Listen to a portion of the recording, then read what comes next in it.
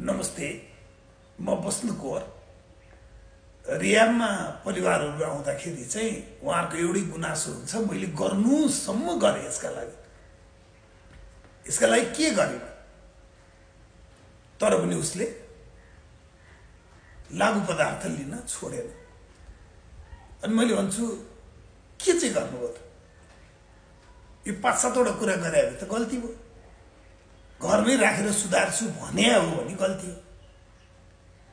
School college office पठाएर सुधार्छु भने हो भने गल्ती हो। भने कुरा मोटरसाइकल मोबाइल किनेर चाहिँ सुधार्छु भने भए पनि गल्ती हो। विदेश पठाएर बिहा गरेर या लगानी गरेर कुनै कुरामा उसले भनेको व्यापार पढाइ आदिमा लगानी गरे त्यो पनि गल्ती हो। रुनी कराउने त झन् ठुलो गल्ती हो। डाक्टर कहाँ औषधि खुवाएर म ठिक गर्छु भने पनि गल्ती हो। लुकाएको त झनै गल्ती हो। अब हजुरले मैले भनेको बाहेक के चाहिँ गर्नुभयो त्यस्तो? तर प्राय गरी उहाँहरूले गर्नुसम्म गर्नुभएको भनेको यही भित्रका एउटा कुरा हुन्छ। तर यी जम्मै कुराहरू ड्रग्समा परेका व्यक्तिलाई त्यसबाट निकाल्ने होइन, झन् त्यसमा छिराउनका लागि सहयोगी छ। यति बेला गर्नुपर्ने 4वटा काम। नम्बर 1, त्योभन्दा बढी मुखमा ड्रग पर्न नदेऊ। नम्बर 2, ड्रग छोड्दा हुने शारीरिक समस्याबाट सिक होला, निद्रा नलाग्ने होला, त्यसबाट पार लगाइदेऊ।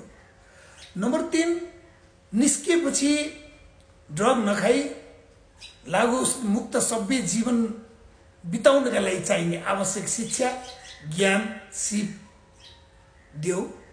नम्बर 4, स्वावलम्बी बनाऊ। आफ्नो खुट्टामा उभिनै पर्छ। कुनै दिन यस्तो दिन आउँछ जहाँ हामी उहाँहरूलाई प्रोटेक्ट गरेर सक्दैनौँ। परिवारहरू नहुन सक्नुहुन्छ, उहाँले आफै आफ्नो सम्पत्तिको रक्षा अथवा देश विदेशमा गएर नखानेहरूसँग कम्पिटिसन गरेर बस्नुपर्छ।